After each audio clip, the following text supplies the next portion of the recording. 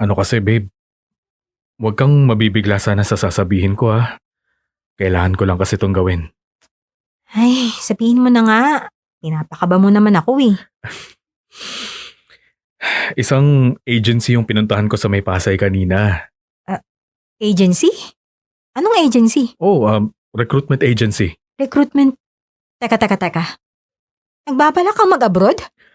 Oo, yun nga sumabay ako kay Jonathan na mag-apply ng trabaho sa ibang bansa. Doon sa Singapore. Teka, bakit kailangan mo pa mga ibang bansa? Maayos naman yung trabaho mo dito ah. Oo nga, pero kasi Sherlyn, hindi naman yun sapat para masuportahan ko yung pamilya ko. Alam mo naman na halos sa akin sila nakaasang lahat. Itong si kuya kasi, nagbabalak ng magpakasal kasi buntis yung girlfriend niya. Di ibig sabihin, hindi siya ganun makakatulong kay na mama.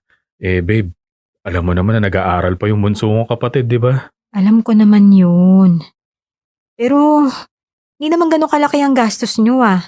Kayang-kaya mo naman yun kahit nandito ka lang sa Pilipinas, di ba? Okay, sige. Sabihin na natin na ayos naman. Nakakaraos kami araw-araw, pero ano naman yung future ko?